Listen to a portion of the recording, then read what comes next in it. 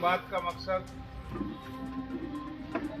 विगत दिनों में अखबारों के और सोशल मीडिया के माध्यम से और अराजकता का माहौल नजर आया। लोगों ने दुकानें बंद कर दी, भगदड़ मच रही है और एक अच्छा संदेश उसका नहीं गया, क्योंकि व्यापारी भाई हमारे देश और प्रदेश के आर्थिक विकास की रीढ़ हैं। जिस कस्बे और गांव में भी व्यापारी भाई होते हैं, आपके रहने मात्र से ही वह कस्बा और गांव रौनक खुदा हो जाता है। टैक्स के रूप में आया, बहुत सारी भ्रांतियां आप लोगों के जहन में रही होंगी। इसीलिए आज सरकार आपके द्वारे, सरकार का मकसद है ट्रांसपेरेंसी आपके काम में, सरकार के काम में। सरकार नहीं चाहती कि आने वाले समय में किसी भी देश के व्यापारी के ऊपर इंस्पेक्टर राज हो, इसलिए ऐसे प्रयोग किए जा रहे हैं जिससे आप अपने मोबाइल से भी टैक्सेशन की प्रणाली को पूर्ण कर लें। भ्रम की स्थिति की वजह से लोग सोचते हैं पता नहीं एक बार रजिस्ट्रेशन कर दिया फिर क्या होगा। ऐसी कोई बात नहीं है। हमने जिस समाज में जन्म लिया उसके लिए हमारा फर्ज होता है कि हम सामाजिक प्राणी के रूप में अपने आसपास के लोगों की मदद करें। जिस मुल्क में हमने जन्म लिया है, जरूरी होता है कि हम उसके मुल्क के विकास में सहभागी बने।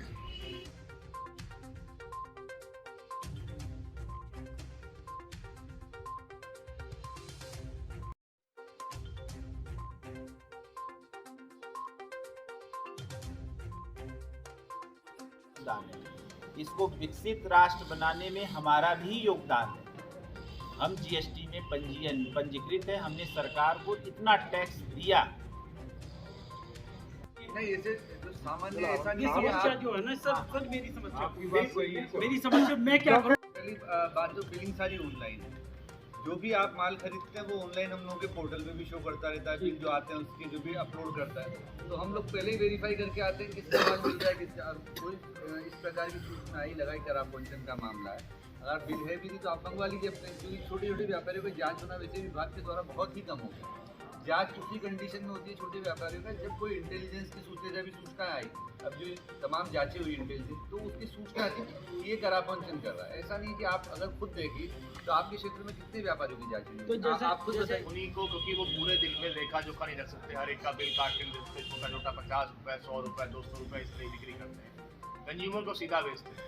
तो उनके लिए सरकार ने कि ये इनकी समस्या है कि ये लेखा जोखा पूरा नहीं रख सकते, एक कंपाउंडिंग की स्कीम लाई कि वह व्यापारी अपने आप को कहे कि मैं इस साल कंपाउंडिंग में रहूँगा। वह व्यापारी अगर 1.5 करोड़ तक का टर्नओवर का सालाना व्यापार करता है, तो जो उसकी आउटवर्ड सप्लाई है, माने जो उसकी बिक्री है, उस पे वह 1% टैक्स दे दे। बात उसे के लिए खरीदार ही खुद परचेज इनवॉइस काट लेता है कि अमुक व्यक्ति से जिसका ये पता या जो भी आप लिखना चाहते हैं, उससे मैंने ये माल इतने रुपये में खरीदा, उसे भी एक प्रति दे दो, अपने रिकॉर्ड में रख लो, उससे सिग्नेचर करा लो, इतने पैसे तुम्हें दे दी। विधायक जी, जीएसटी को लेकर जो दहशत थी, आप जनता के साथ उतरे, व्यापारियों के साथ उतरे। जेवर में कार्यक्रम हुआ, दमकौर में, बिलासपुर में आप मौजूद हैं, तो व्यापारियों के हित में ये समस्या समाधान कार्यक्रम बिलासपुर में भी आयोजित हुआ, क्या कहेंगे आप? देखिए, आज के हमारे 3 कार्यक्रम थे। सबसे पहले जेवर, फिर दमकौर और बिलासपुर। तो अगर कहीं भ्रम की स्थिति पैदा हो जाती है या अफवाहों का बाजार गर्म हो जाता है, तो जरूरत पड़ती है वहां लोगों को जगाने की। क्योंकि जीएसटी कोई ऐसा कानून या नियम नहीं है जिससे लोगों को परेशान होने की जरूरत हो।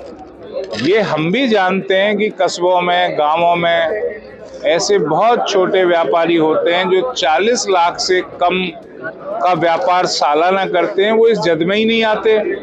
तो हम उन्हें ये बता रहे हैं कि आप लोग क्यों दुकान बंद करके जा रहे हैं, आप तो उसकी जद में ही नहीं आते जीएसटी की में।